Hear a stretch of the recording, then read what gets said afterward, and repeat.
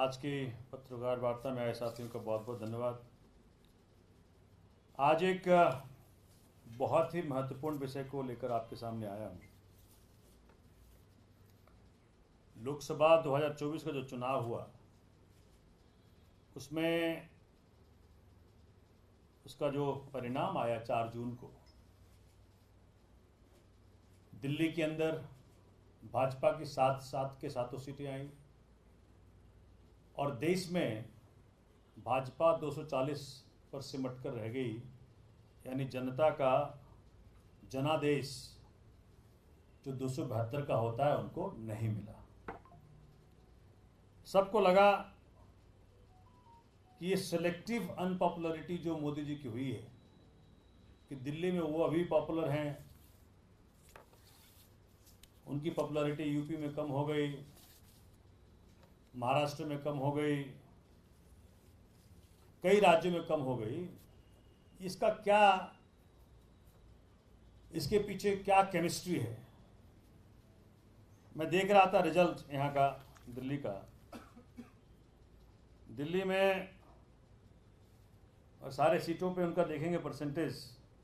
चांदनी चौक में 53.46%, north east Delhi में 53.10%, east Delhi में 52.59%, न्यू दिल्ली में 53.48%, नॉर्थ वेस्ट में 58.26%, वेस्ट दिल्ली में 55.27%, साउथ दिल्ली में 53.46%। इसी प्रकार से जो इंडिया अलायंस के कैंडिडेट्स थे उनका 44.22 चांदनी चौक, नॉर्थ ईस्ट दिल्ली में 44.16, ईस्ट दिल्ली में 45.18, न्यू दिल्ली में 44.23, नॉर्थ वेस्ट दिल्ली में 38.71, वेस्ट दिल्ली में 42.22 और साउथ दिल्ली में 43.87। मैं क्यों पढ़ रहा हूँ ये?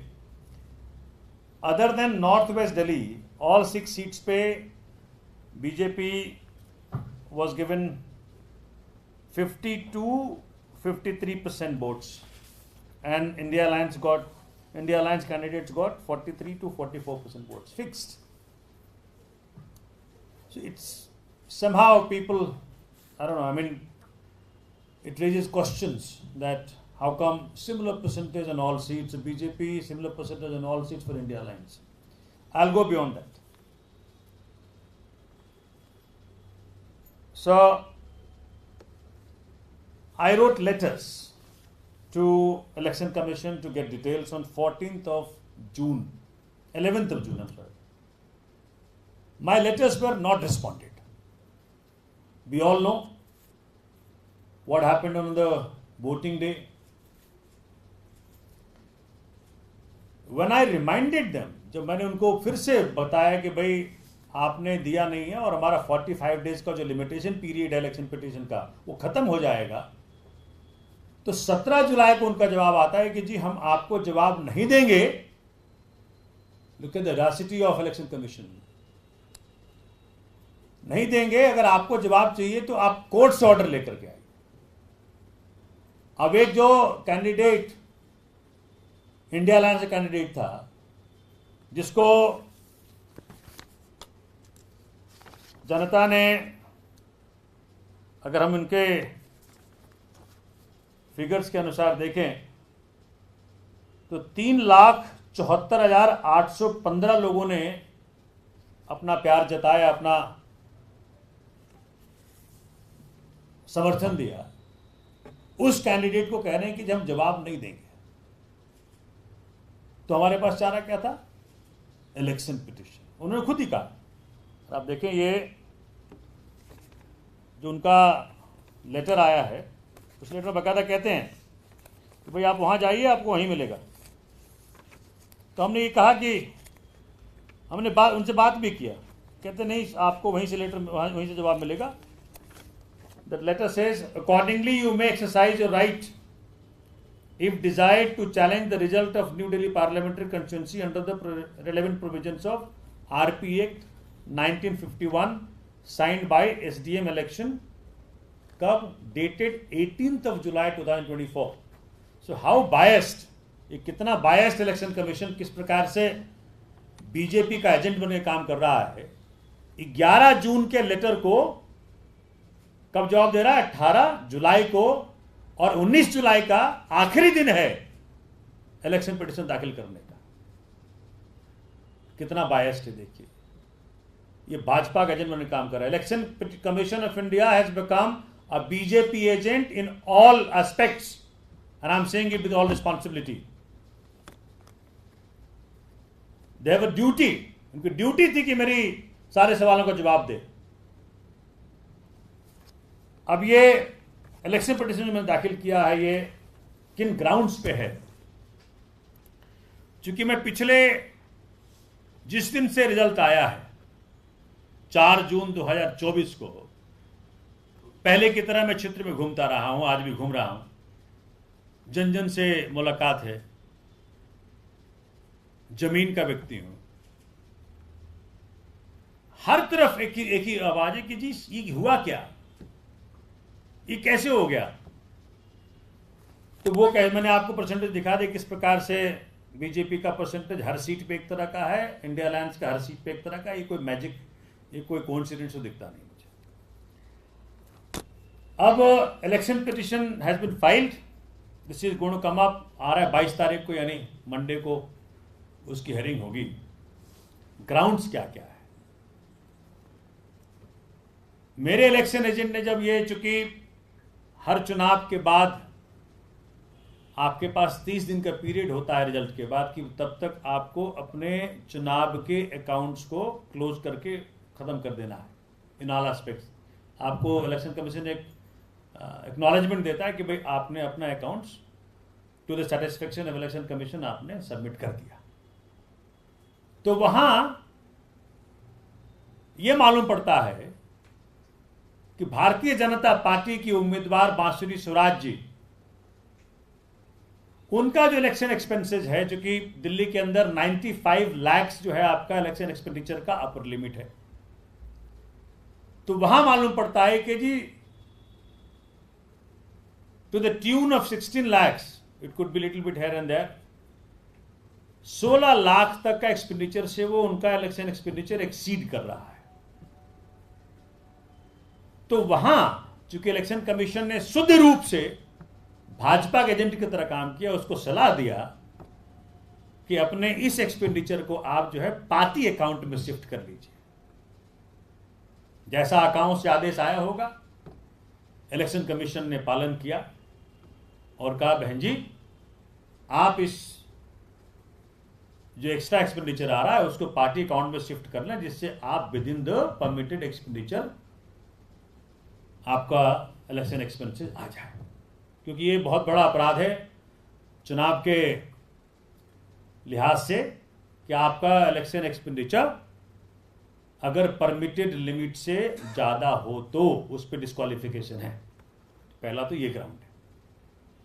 दूसरा ग्राउंड आपने देखा होगा, इलेक्शन वाले दिन ही आप में से कई साथियों ने उस दिन कैप्चर भी किया था, टीवी भी चलाया था। इस प्रकार का पैम्पलेट इलेक्शन वाले दिन करीब करीब हर पोलिंग बूथ के ऊपर भाजपा का पोलिंग एजेंट लेके बैठा हुआ था।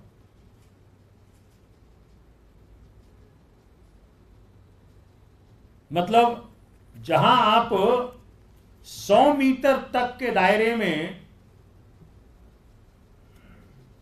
प्रचार या इस प्रकार का कोई भी, मतलब इसी सिमिलरली एक पैम्पलेट मेरे गाड़ी में पड़ा हुआ था, मेरे एसोसिएट गाड़ी में पड़ा था, मेरी उसी गाड़ी सीज कर ली।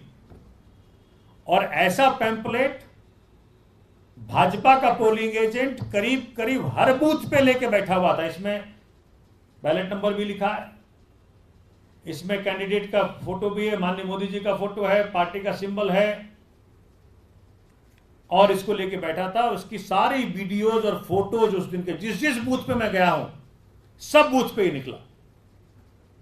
हमने बकायदा जी रिटर्निंग ऑफिसर को भेजा और बिल्कुल चुप्पी, एकदम गोल्डन साइलेंस रिटर्निंग ऑफिसर का। उसका भी कारण बताऊंगा क्यों था, कैसे रिग किया इन्होंने न्यू दिल्ली लोग पार्लियामेंट्री कंस्टिट्यूंसी का इलेक्शन। कोई जवाब नहीं।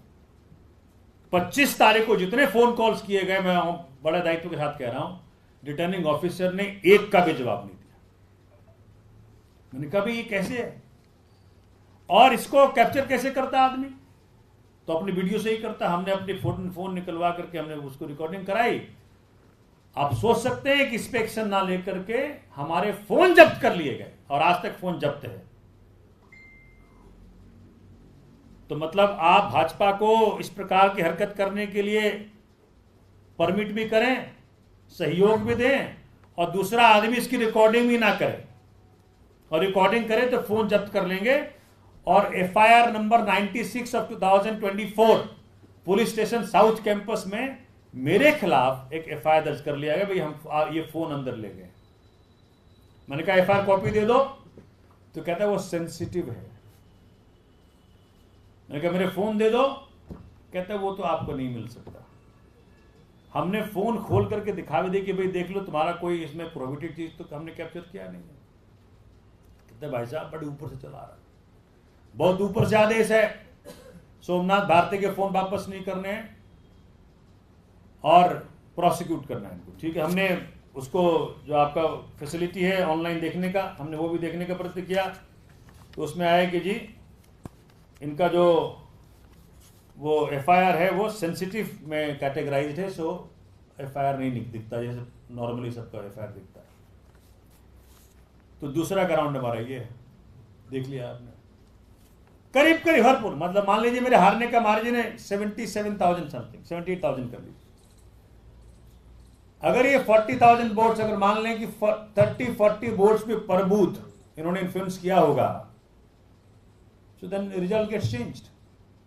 अगर इसको अगर आप कहते रहे, चूंकि जब आखिरी वोट डालना जाता बोलते ballot number 1, ballot number 1, ballot number 1, ऐसे करते रहो, it does cast and psychological impact. और वो पूरी व्यवस्था पुलिस की भी इलेक्शन कमीशन की लगी हुई है भाजपा के दास बनने में। दोनों एफआईआर मेरे खिलाफ दर्ज होता है और उनको बाहर नहीं किया जाता। कोई भी पोलिंग एजेंट भाजपा को बाहर नहीं किया जाता और सब लग जाते हैं ढकने में उसको। नंबर 3, जिस दिन ये, अगर आपको याद होगा कि इस इलेक्शन में 85+ ईयर्स जो बुजुर्ग थे उनको घर से वोट डालने की सुविधा दी गई थी। तो सुविधा दी गई तो नेचुरल सी बात है, अगर ये सुविधा दी गई है तो सबको परमिट करना चाहिए था, भाई हर पार्टी का आने साथ जाता। लेकिन इन्होंने क्या किया, इन्होंने जो है सिर्फ भाजपा के कैंडिडेट को ये सुविधा दी गई कि भाई आप जो हैं साथ जाएं। तो मेरा ये है तीसरा नंबर ग्राउंड। देखिए ये इसमें आपको दिखेगा नहीं, थोड़ा छोटा है, ये व्हाट्सएप का स्क्रीनशॉट है। ये ईसा खोसला जी का वो है, उनका व्हाट्सएप नंबर वहाँ भेज रखा है हमने।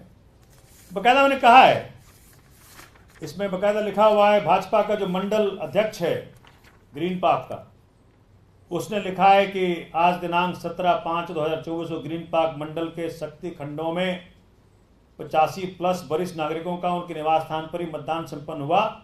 इस सुविधा को प्राप्त करने के लिए स्वयं मैंने कुछ मंडल के पदाधिकारियों के साथ वरिष्ठ नागरिकों के लिए फॉर्म 12T भरवाकर जमा किए थे। सभी वरिष्ठ नागरिक सुविधा से बहुत प्रसन्न और संतुष्ट हुए। मतदान करने के लिए सभी का सहृदय धन्यवाद। बांसुरी स्वराज जी की जीत सुनिश्चित है। और किसी क्षेत्र के आप व्यक्ति ने भी इस मंडल अध्यक्ष को धन्यवाद किया इस फैसिलिटी के लिए। तो इसमें सिर्फ भाजपा का आदमी कंपनी किया। रूल यह है कि जितने कैंडिडेट्स खड़े हैं सबको ऑप्शन देता इलेक्शन कमीशन कि भाई आप साथ चलें, क्योंकि ये इस दिन पोलिंग होगी घर घर जाकर के, तो सब पार्टी के व्यक्ति साथ जाते to ensure impartiality of this. Fourth ground is, जैसा आपको याद है, आम आदमी पार्टी के माननीय मंत्री राजकुमार आनंद जी बीच चुनाव में, मतलब आप समझे कि 9 अप्रैल 2024 की शाम तक मेरे लिए प्रचार कर रहे हैं। और 9 अप्रैल को ही मैंने पूछा कि भाई साहब कोई, चूंकि बड़े धनी व्यक्ति हैं, मैंने कहा भाई एक कोई पार्टी ऑफिस के लिए कार्यालय दे दो, अपना कोई प्रॉपर्टी दे दो। कहा भाई सोमनाथ जी क्या बताएं आपको, मेरा तो 8 किलो वजन कम हो गया। ईडी ने ऐसा कर रखा है, कह रहा ईडी वाला अरेस्ट करेंगे, मैं क्या करूं? मैंने कुछ नहीं, तुमने कुछ गलत थोड़ी किया है, तुम डर रहे हो, बोला आप बिजनेस में हो, कुछ ना कुछ तो हो ही जाता है। और 10 अप्रैल को रिजाइन कर दिया। तो ये ऑर्केस्ट्रेशन जो किया बीजेपी ने कि भाई रिजाइन करा करके, उस वक्त आम आदमी पार्टी ने वॉशिंग मशीन को बड़ा फेमस कर रखा था। तो वॉशिंग मशीन को काउंटर करने के लिए उन्होंने भाजपा ज्वाइन ना करा करके बसपा ज्वाइन कराया और चुनाव लड़वा दिया। और मैं दावे के साथ कहता हूं उसका नॉमिनेशन 6 मई 2024 को 3 बजे के बाद एक्सेप्ट किया गया, क्योंकि भाजपा उसके जरिए वोट काटना चाहती थी। काट ना सकी, बट काटना चाहती थी। और यह ऑफेंस है कि कोई पार्टी या कोई कैंडिडेट किसी और कैंडिडेट को अपने फायदे के लिए खड़ा करे, ये ऑफेंस है।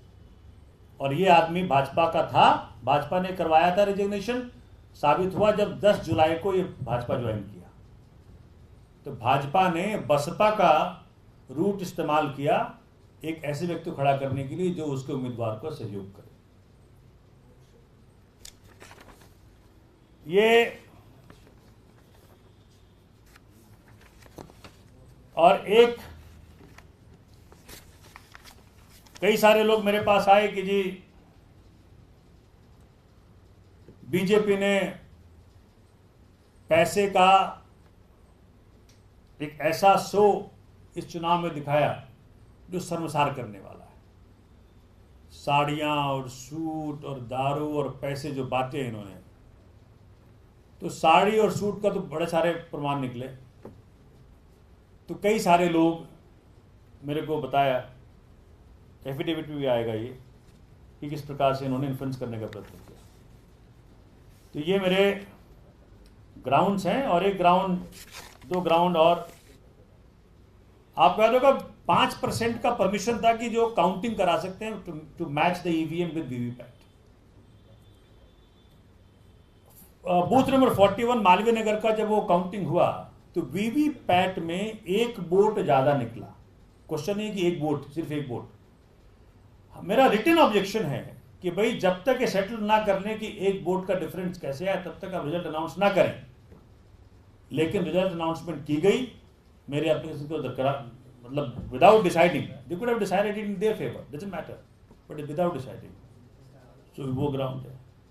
एक ग्राउंड ये कि जी पूरे चुनाव में धार्मिक आधार पे पूरे चुनाव को बांटने का प्रयत्न किया गया और कई वीडियोस और कई ऑडियोज और कई पिक्चर्स इस प्रकार के सबमिट किए गए साथ में, जो दिखाता है, जो प्रोहिबिटेड है कि you can not solicit vote in the name of religion, but it was used. और ये आपने किस प्रकार से दिल्ली पुलिस के, वी ऑल न्यू कि दिल्ली पुलिस लगी हुई है भाजपा को चुनाव जिताने में, उसका एक रिटन में हमने सबमिट किया। एक Delhi police ASI CM Nagaraja ने खुल्लम खुला इलेक्शन कैंपेनिंग की, उसका वीडियो सबको सौंपा गया दिल्ली पुलिस को। इंक्वायरी में आया कि जी ये वीडियो कहाँ से आया है नहीं मालूम पड़ रहा है, इसीलिए इसको हम बेनिफिट ऑफ डाउट देते हैं, छोड़ देते हैं। ये बकायदा इंक्वायरी की, inquiry was done in the favour of same constable. And last which most important, आपको याद होगा हमने कई चीजें लाई थी पहले संज्ञान में, किस प्रकार से ललित मोदी को हेल्प करने वाला व्यक्ति रहा ये भाजपा का जो उम्मीदवार था, किस प्रकार से मणिपुर के जब बहनों का के साथ ऐसा घृणित व्यवहार किया गया, तो भाजपा का उम्मीदवार was standing with the state government. किस प्रकार से जब चंडीगढ़ में मेयर के चुनाव में धांधली हुई तो भाजपा का उम्मीदवार वो स्टैंडिंग विद दैट, जिसको सुप्रीम कोर्ट ने कहा मर्डरर ऑफ डेमोक्रेसी। और आपको इस प्रकार से जो सारा सहयोग किया गया, मैं जानकर हैरान रहा। ईसा खोसला जी जो रिटर्निंग ऑफिसर थी नई दिल्ली लोकसभा कंस्टिट्यूंसी की, she was wife of private और personal secretary of Mr Piyush Goyal, Bhajpa के नेता। क्या ऐसे पद पे जो रिटर्निंग ऑफिसर है, जो डिसाइडिंग फैक्टर है उस चुनाव का, हर चीज का, एप्लीकेशन मूव करो इवेंट के लिए, प्रोग्राम के लिए, वो डिसाइड कौन करेगा? Returning officer. ऑफिस खोलो। मैं अनफॉर्चुनेटली इलेक्शन कमीशन इस प्रकार की बात पहले नहीं बताई, लेकिन ऐसे पोजीशन पे इस प्रकार के बैकग्राउंड के व्यक्ति को बिठाना, ये दर्शाता है कि पूरा चुनाव भाजपा ने फज करने के लिए, पूरा चुनाव एक करप्ट प्रैक्टिसेस के आधार पे इन्होंने करवाया और अपने पक्ष में रिजल्ट लेने का प्रयत्न किया। Thank you.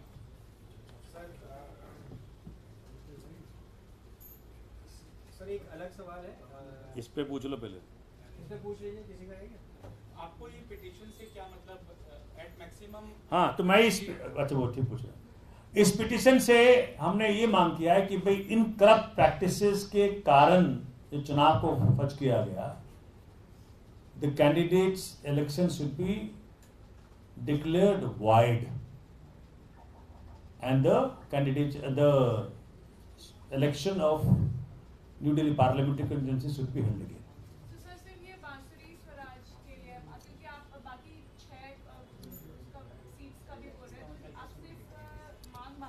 जी, क्योंकि मैं बांसुरी स्वराज के खिलाफ लड़ा था।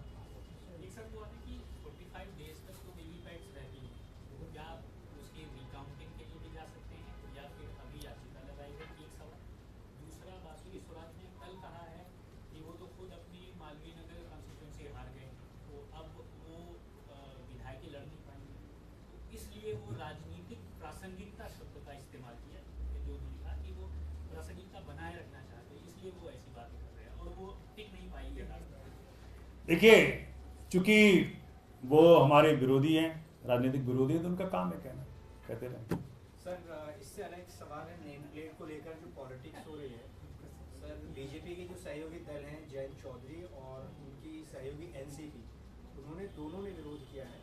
एनसीपी ने मांग की है कि इस फैसले को योगी सरकार वापस ले, और जयंत चौधरी कह रहे हैं कि सेवादार और कांवड़ की कोई पहचान नहीं होती। खुलकर विरोध कर रहे हैं जयंत चौधरी नेम प्लेट लेकर जो कंट्रोवर्सी चल रही है। नहीं, मैं तो ये देख पा रहा हूँ कि भाजपा के पास कोई मुद्दा नहीं बचा क्या इस देश के अंदर, या जनता के सारे मुद्दे खत्म हो गए? भाई इससे बड़ा ध्यान भटकाने का क्या तरीका हो सकता? नीट पे इतनी बड़ी तमाचा लगाया केंद्र सरकार को, माननीय मोदी सरकार को। मतलब कोई एग्जाम नहीं इस देश में बचा जिसपे कि जो कि कह सकते हैं भाई अनबायस तरीके से हो रहा है, कह सकते हैं कि सही तरीके से हो रहा है। एग्जाम के बाद एग्जाम कैंसिल हो रहे हैं, नौजवानों की सारा फ्यूचर खतरे में है, इस देश का फ्यूचर खतरे में है, और ऊल जलूल हरकतें भारतीय जनता पार्टी की सरकार हर जगह करती है। क्या मायने बनता है इसका? तो ये सब डिफ्लेक्शन टैक्टिक्स है, और इससे देश का भला बिल्कुल नहीं होने वाला। देश की समस्याएं वहीं की वहीं हैं और विकराल होती जा रही हैं। मुझे लगता है कि भाजपा अच्छी राजनीति की शुरुआत करे। जो देश की समस्याएं हैं, बेरोजगारी है, महंगाई है, वुमेन इनसिक्योरिटी है, अभी चाइना की मुसीबत है, पाकिस्तान की मुसीबत है, इस सब पर काम करे और देश को बेवकूफ़ बनाना बंद करे।